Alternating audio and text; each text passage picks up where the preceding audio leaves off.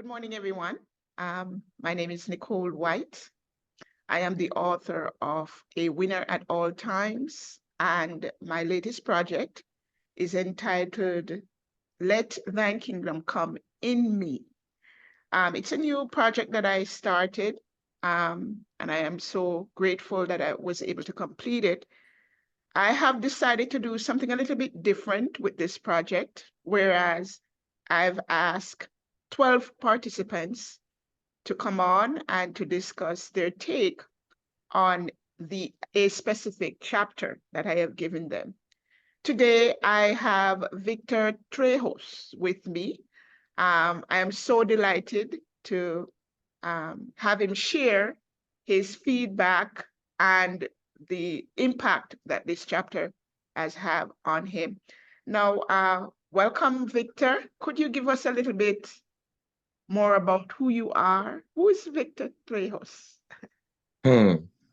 Well, thank you, Nicole. Thank you for having me. Um, Very grateful to, have the opportunity to discuss my thoughts on this upcoming book of yours. I'm looking forward to it. And well, a little bit of who I am.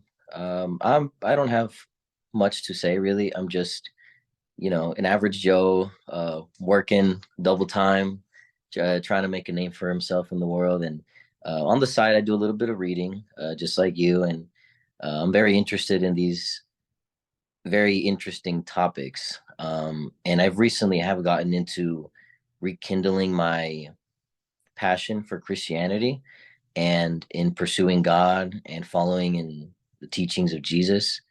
And I thought this was another opportunity for me to kind of deepen my bond and deepen my understanding of him. So yes, once again, I'm just grateful for the chance to be here. Okay.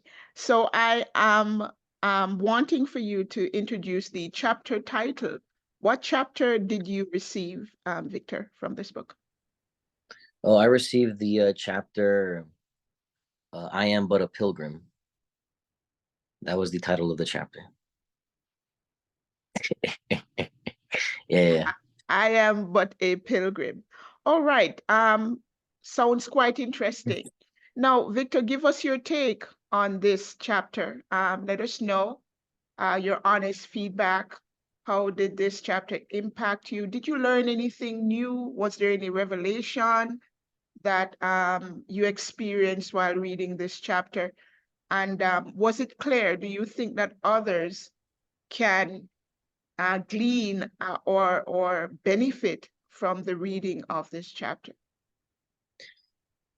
Well, thank you, Nicole. Well, as a matter of fact, I do have quite a bit to say. I took quite a bit of notes. I had to journal out my thoughts because I thought that I had a lot of interesting ideas and I wouldn't say revelations, but for example, the main theme of the chapter that I understood, and that strangely enough, it coincides with a sermon that I heard from from the pastor at the church we attend, Elevation, which goes back to the whole tuning your heart to the truth, strangely enough. And it's so cool because you mentioned in the chapter how basically being a pilgrim is trying to find purpose, uh, being a follower in Jesus Christ, and trying to abide by his teachings and to follow the path of righteousness, um, all with the foundation of having Jesus as the ultimate truth that helps prevent us from wandering off the beaten path and being lost. And you reiterate that point many times throughout the chapter. You reiterate that point a lot throughout the chapter where um, if we do not find a way to acknowledge Jesus Christ and God as the truth that we can orient ourselves to, then we are doomed to wander off and to become lost and we'll lose ourselves. We'll spiral out of control. I know you bring up a lot of examples in your life where you have felt many times being lost. And not knowing what the next step should be. But thankfully, having God as the center of it all, we can always find a way to turn to Him in times of need. Another really cool part of the chapter that I saw you touched upon was the importance of emotions and how it can influence our day to day lives. You talk about uh, how the emotions that we experience in moment to moment can influence our desires, our ambitions, our thoughts, and can always cause us to let the devil possess us in little bursts, and they cause us to act in a way that we regret afterwards. I think I remember where you mentioned a situation in which one of your kids did something that you did not like. I don't know if they were fighting between one another. Something along those lines happened. I can't quite remember exactly, but you mentioned how you reacted in a very hysterical way that you very clearly regret. Um, I can only imagine how that must have been, but we have all had moments such as those, and I think we always will. It's just part of the human experience. It's part of that being in us that God gave us. Um, but it's great because it serves as an opportunity to analyze those moments and to always use it as a form of growth, which I'm sure is what God would want from us. He wants us to suffer a little bit, to go through a little bit of pain, to make mistakes, to fall a couple of times, because the whole purpose of it all is to grow. And by growing from these negative experiences, from these little moments of weakness where the devil wins, um, we're able to inch just a little bit closer to him and Jesus. So thank you for that, Victor. So that experience in particular was quite um, an eye opener for me, and it was convicting because many of times there we hear. I mean, I have heard in the pulpit that preachers, teachers profess that what you do is not you, and I understand the idea behind it. However, we have to be very careful, and I think that's the conviction that God um, had me experience when he said to me, "Be careful how you claim that, because we have a tendency of disassociating ourselves from our behaviors, right? Rather than accepting the responsibility or taking accountability of what we do.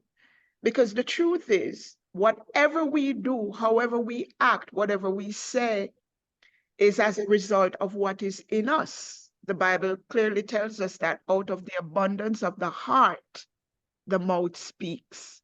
So it's imperative that we understand that we cannot separate ourselves from our actions or from our choices, because whatever we do or say is a manifestation of what is already in us. Now, we have a propensity of claiming the good that is in us, right? We want to boast in any good that we exude or that we represent, because it makes us look good.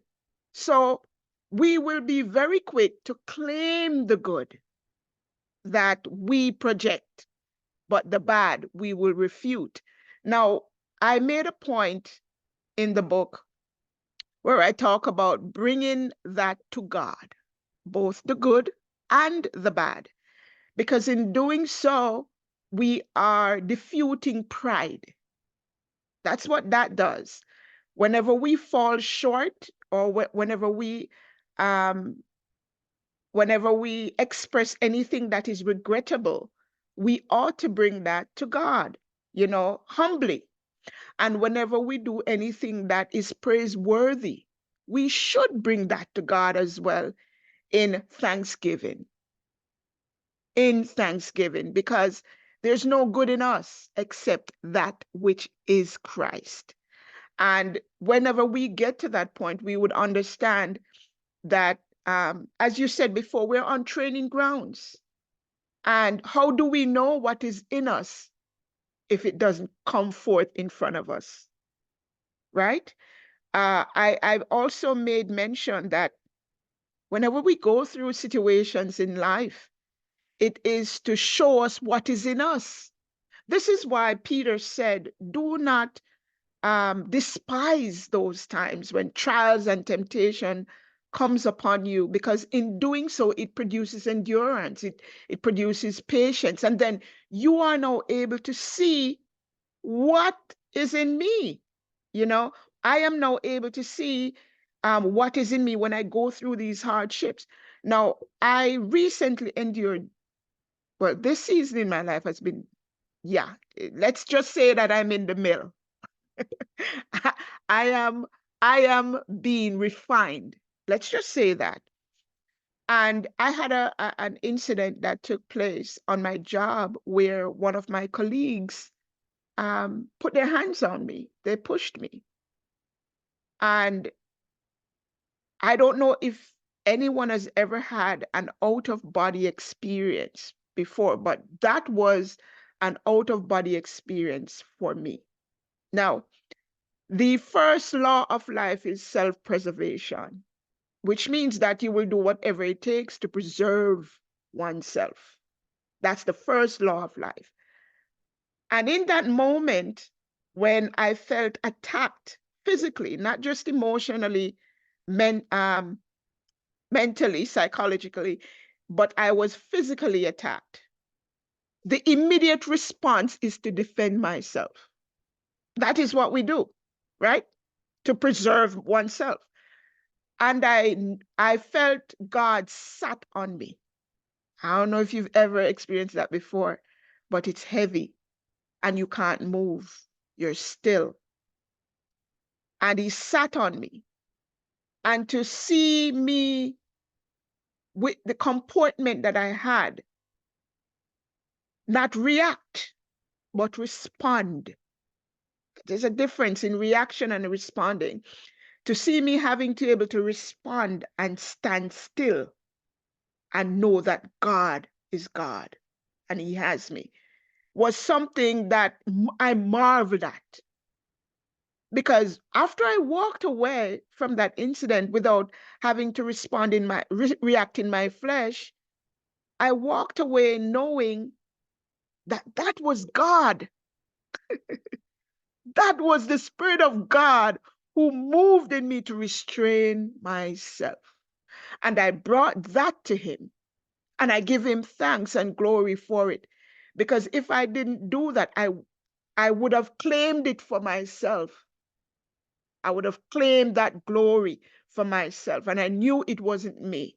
So I, in turn, brought that to God when I felt like I had victory. When I felt like I failed, I bring that to God. And I say, this is in me. If when I reacted with my children, it was something that I regret because it was not the right approach.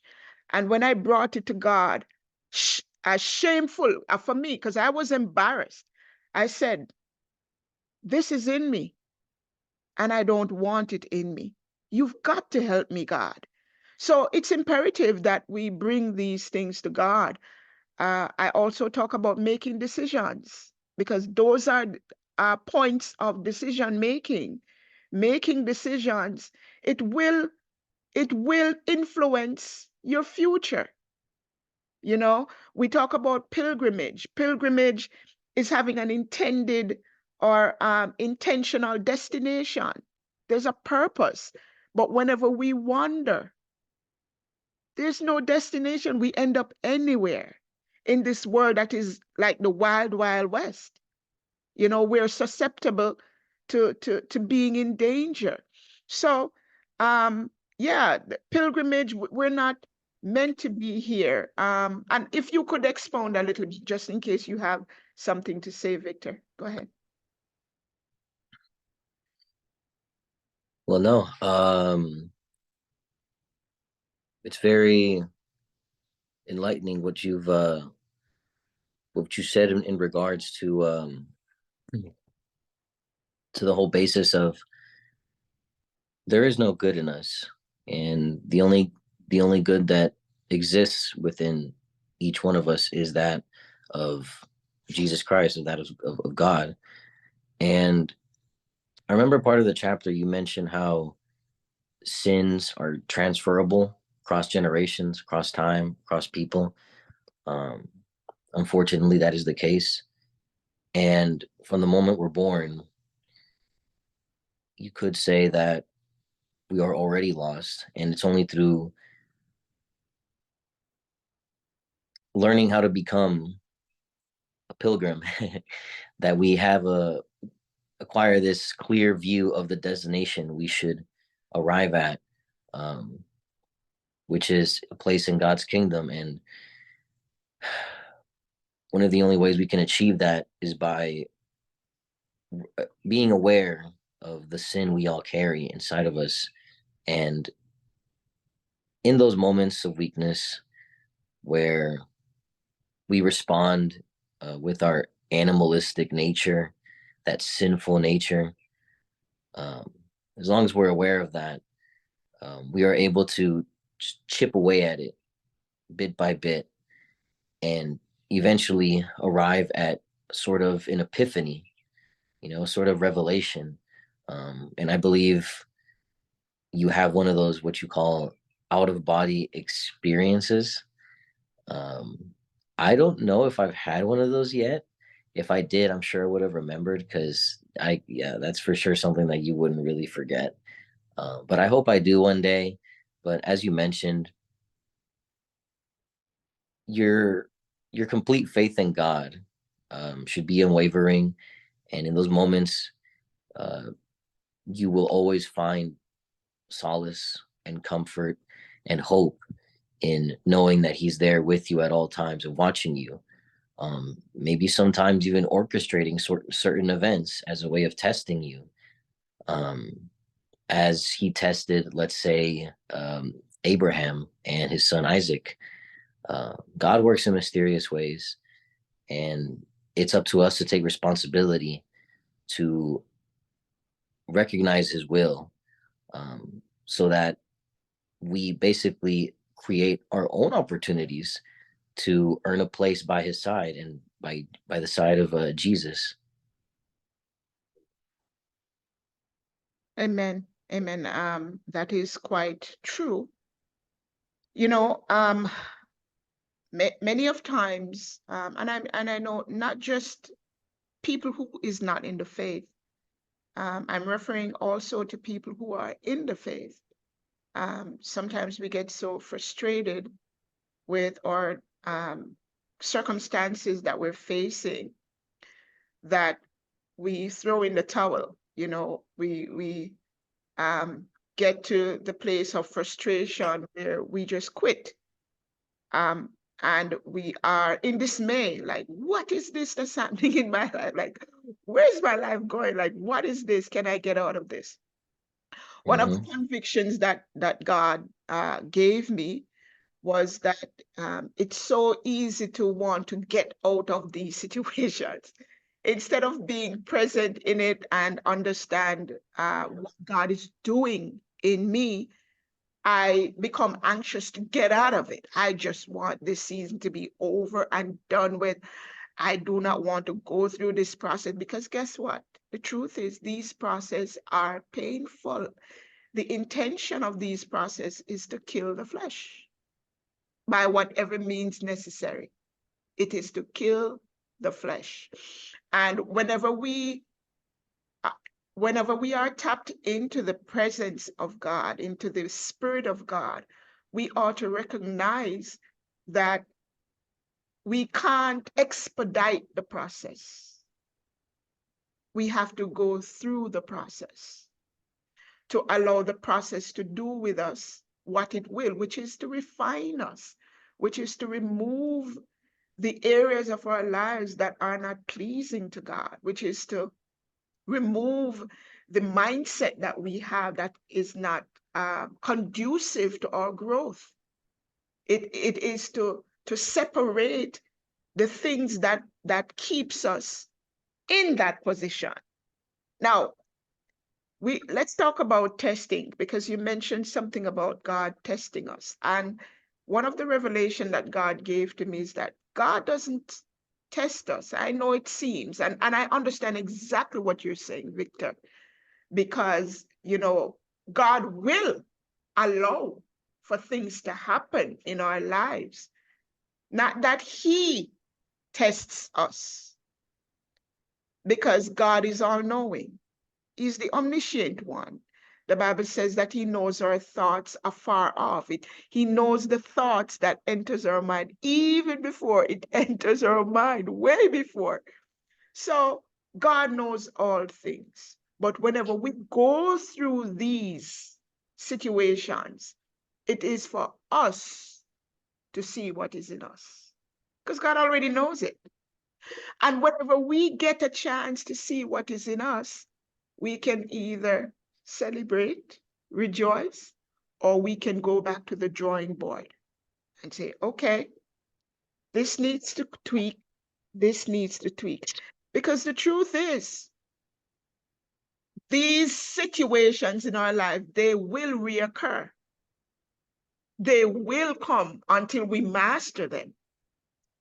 They will come back until we master them. The Bible says that when we resist the evil one, he will leave us alone. So he's going to come back. He's the one testing us, and God allows it. He allows it, because though the evil one thinks that he's doing that to show us up, which he's doing, right? Mm. God is allowing it to show us off.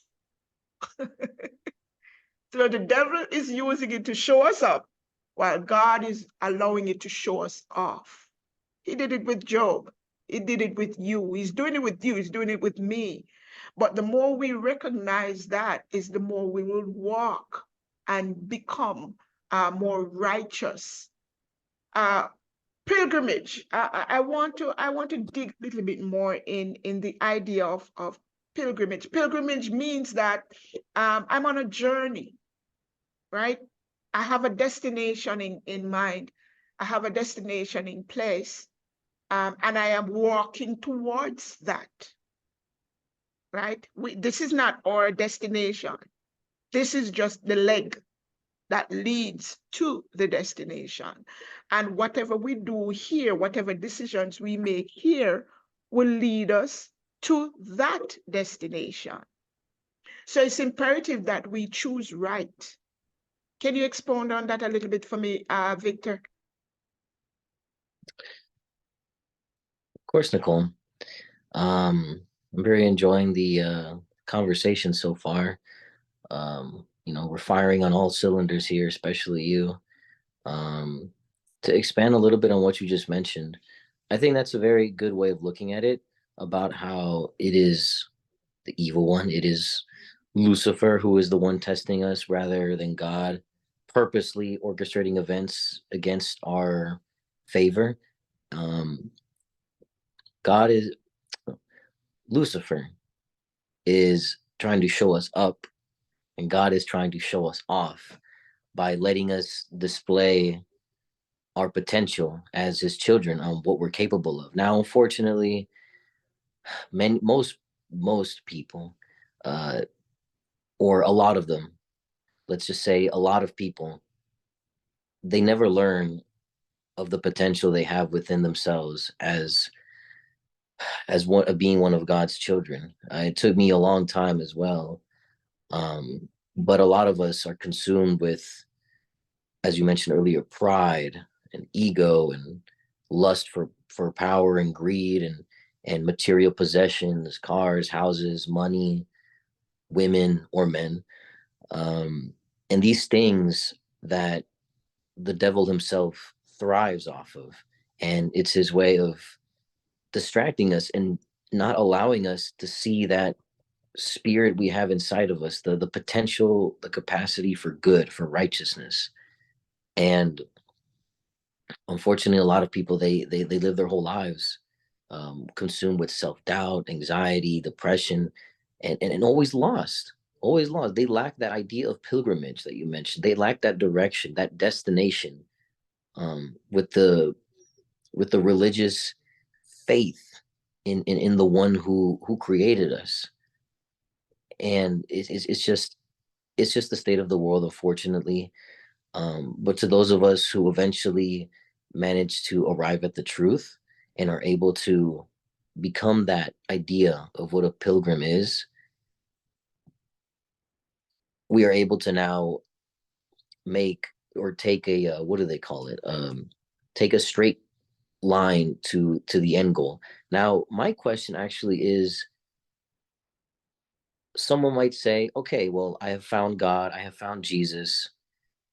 I know that there is some destination we're supposed to arrive at, to be by their side.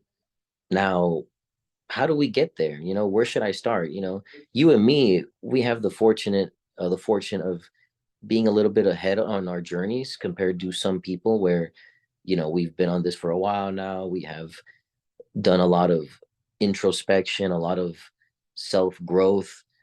We've learned how to take certain events in our lives and to associate it with God's plan and God's will.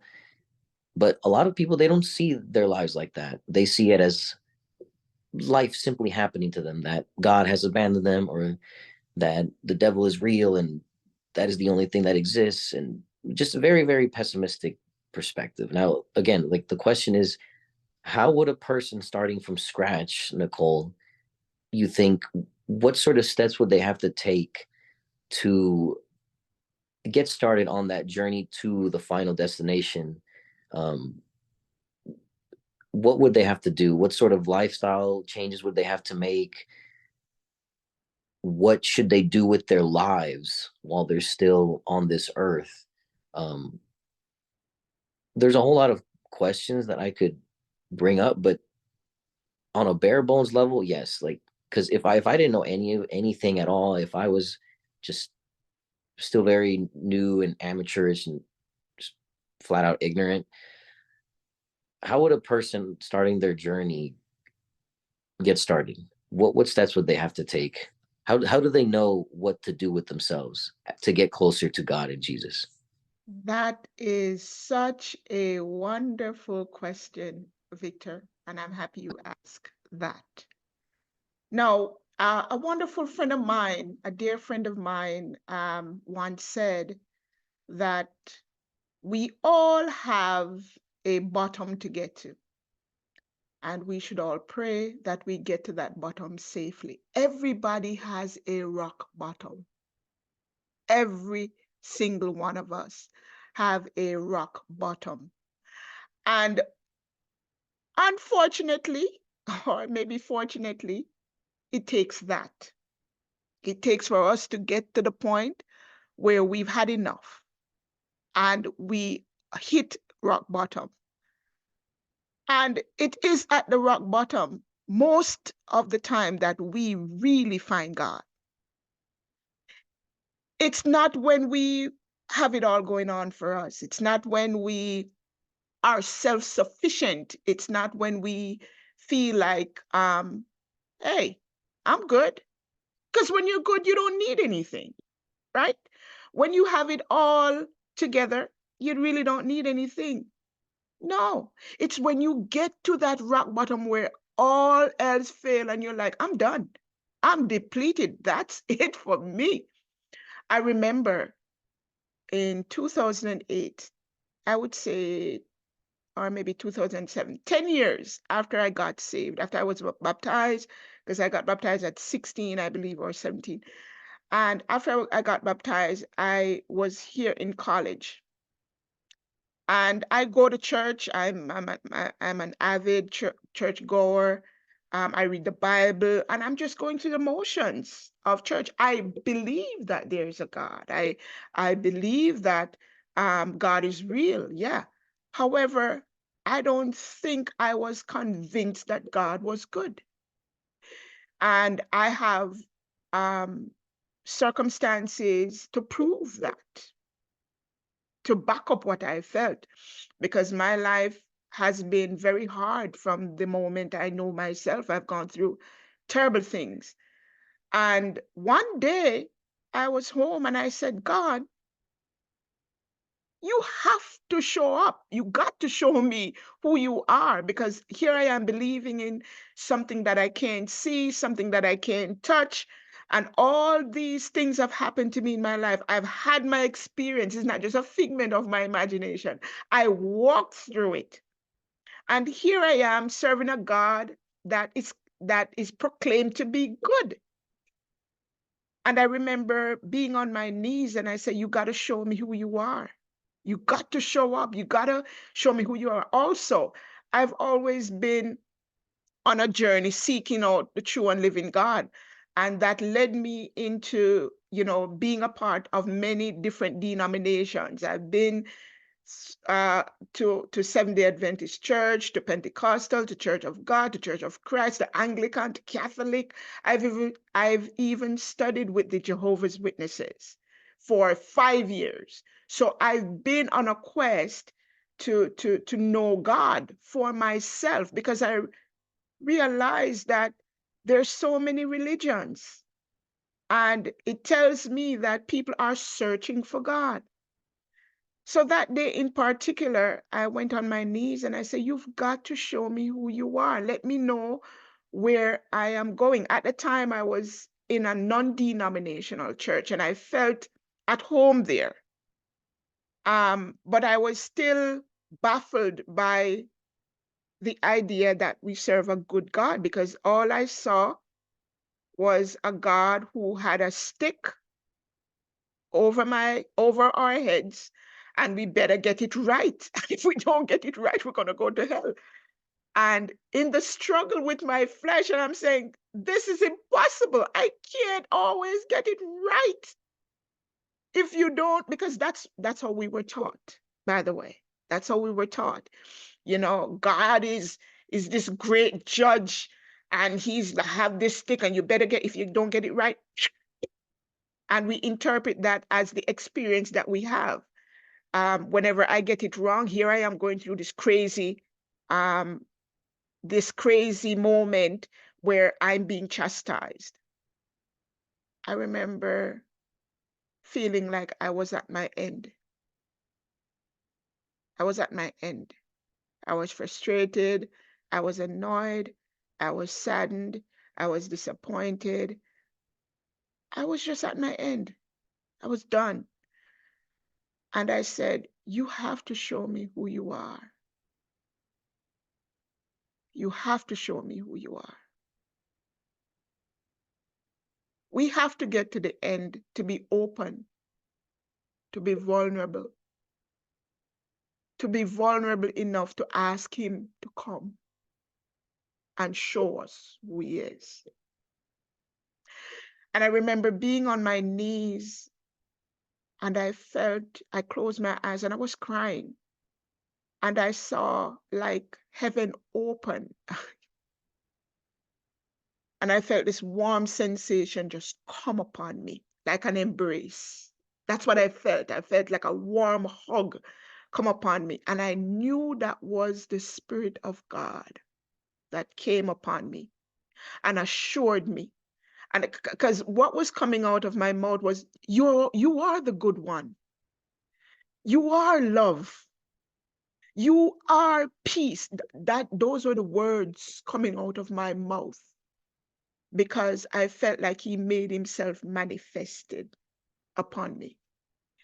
The point I'm trying to make is we have to get to that end where we are no longer seeking to do this thing here on our own. We have to get to the end where our efforts are depleted. We have to get to the end where we're vulnerable enough to say, I need help. I need to know the way. And you have to show me the way, because I don't know how to get there. And it was that moment that I know started to experience God in the fullness that he is, because I was now open and vulnerable for him to lead me. And in order to get there, pride has to die. Self-sufficiency, self-sufficiency has to die. No, it's codependency on him now. Because what you're saying is that I don't know how. How many of us have gotten to the point where we're saying, I don't know how? Not just to the ear, but directing it to the one.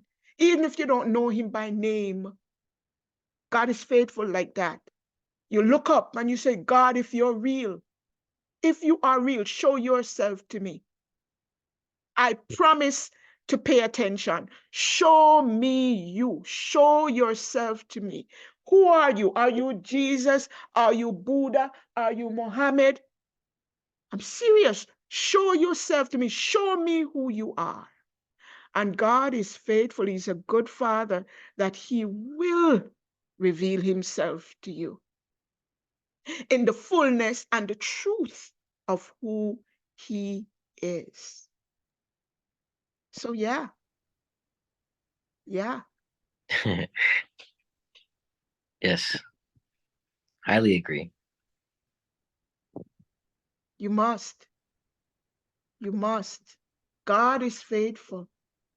He's faithful. And I speak this profoundly to everyone who is listening. I don't care what background you come from. I don't care if you're a Rastafarian, if you're a Jehovah's Witness, if you come from the background of Christianity, if you come from the background of Buddhism or Islam. I don't care who you are. Look up to heaven, bow your knees, and look up to heaven and say, God of the universe who created all things, show me who you are. And he will.